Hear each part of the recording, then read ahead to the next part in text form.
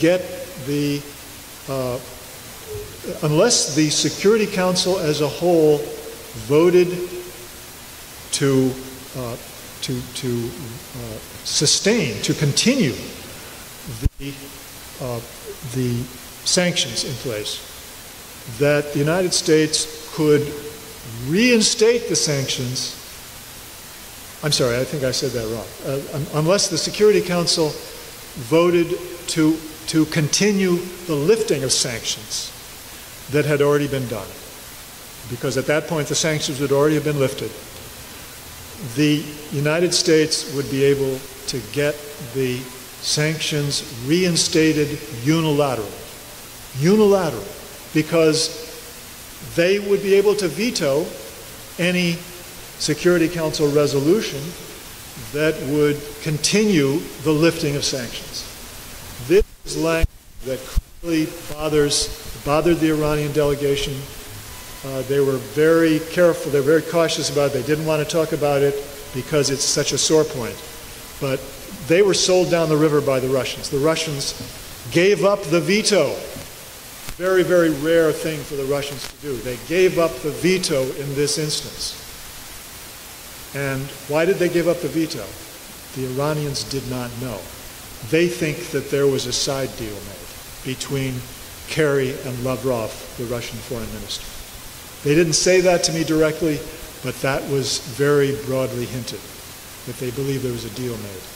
So I think that that's what is of the greatest concern at this moment to a lot of Iranians who are otherwise would like to see this deal go through. Now, a lot of people ask, what about the Islamic Revolutionary Guard Corps? They're this powerful paramilitary, military force which are said to have their own foreign policy and to wield enormous power, power enough that they could even somehow oppose this agreement and cause it to be ultimately deep-sixed. Well, I don't think that's true. For one thing, yes, the Islamic Revolutionary Guard Corps is in control of Iranian operations in the Middle East. They have enormous power day to day to determine those operations, and that means, you know, in effect, day to day they are controlling Iranian policy in those places. But if the Supreme Leader, taking the advice of the Supreme National Security Council, were to say, wait a minute, now, I don't like what you're doing here, the Islamic Revolutionary Guard Corps immediately changes its policy, it changes its operations. So the key question is, does the Supreme Leader support this? And everything that I have been reading and what I learned in Vienna leads me to believe that the answer is yes, that he will support this. With reservations, with recognition that there are some problems about it, but in the end, he will support it. And I think the reason is that even where they do not trust the United States on this question of unilaterally trying to reimpose sanctions once the Iranians have carried out their part of the deal, they don't trust the United States to try to not to reimpose sanctions through this mechanism that's built into the UN Security Council mechanism.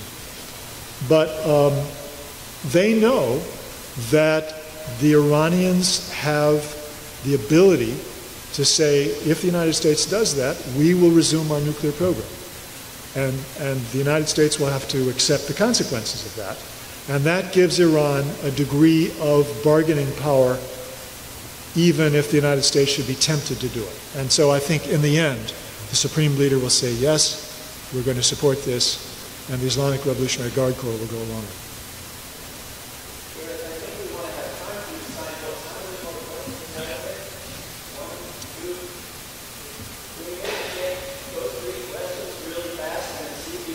Sure.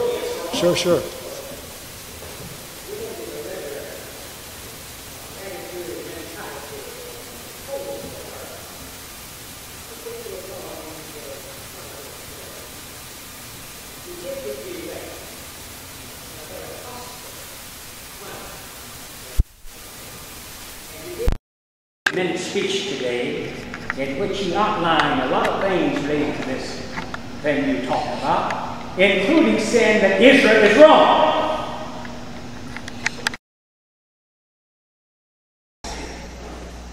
And so what I see then is how can we get, I think David asked the question later today, other spokesmen, Democrats and others come out rather than say Obama's the only one that can come out and speak the truth of this matter. And so my main question has to do with the fact that if this does not go through, and I think Obama will veto it if the Congress is passed, but do you feel that these other countries like Russia and China and France will continue to go along with this kind of stuff going on now? Or you feel that America will have to go unilateral, which will not stand up in the future? Okay, two more really fast. Everybody heard that one. Did you have a question? That was my question. Same question. Okay, one over there. Did you have a different question? I was saying, how did the U.S. get Russia and China on board if they don't believe Iran getting the rest of these problems? I'm sorry, could you repeat that? Because I couldn't quite hear. How did the U.S. get Russia and China on board if they don't think Iran trying to get nuclear weapons? Okay, how did the United States succeed in getting the Russians and Chinese on board for the position that the U.S. was taking about sanctions? Is that what you mean? Yes. Okay, good. Yeah. Okay, so first of all, yes, we should give Obama appropriate credit for having achieved this. Absolutely. I did not put it in those words in this talk, and I'm glad to have that added as a point to be acknowledged. The question of whether the United States can now can it get the Russians and Chinese and Europeans to support, if I understand your question, and correct me if I'm wrong, it is whether the United States could get its negotiating partners in these negotiations with Iran to support a more aggressive action such as the one that I outlined as a possibility. Is that the question? Did I understand it correctly? Yeah, if this is all aligned, then why are they, supporting this? Well, again, I think that one has to break this down into, specific questions about each of these countries.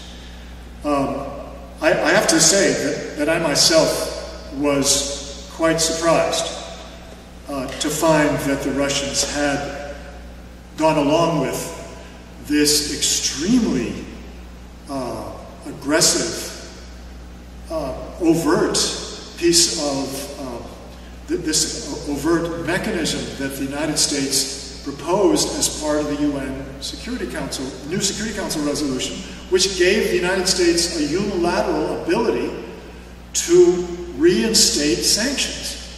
That to me was something that was so obvious that the Russians would veto, say no to, or basically insist that it was subject to the Security Council agreeing to it, rather than having it be the opposite, that the Security Council had to disagree with it, which is completely irrational.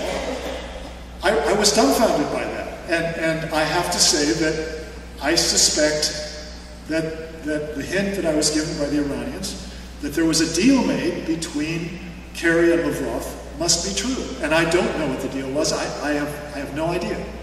Whether it has to do with Ukraine, that would be the first thought that one would imagine, that somehow or other the United States gave some assurance about what we would do or what wouldn't do on Ukraine.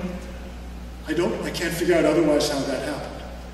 But I think that's a bad sign. It's a bad sign that the United States can maneuver the Russians in ways that can make such a difference in regard to our policy toward Iran. So, in the end, I don't really have a clear answer about how this is going to play out with regard to specifically the Russians. With regard to the Europeans, I have to say that none of them have shown sufficient independence in the process of these negotiations or any previous round of diplomatic contact with Iran to suggest that they are going to do anything to stand in the way of a decision by the United States short of actual threat of war, direct threat of war. Then I think you would see the Russians, the Chinese, and the Europeans coming together and doing their best to block it as best they can. But short of, a direct threat such as we saw in the vote in the U.S. Congress in 2003 to go to war with Iraq, the presentation to the UN Security Council justifying invasion of Iraq, short of those kinds of moves, it's very difficult for me to see that we're going to be able to rely on any of the other players in these negotiations to restrain the United States. Can we thank Gareth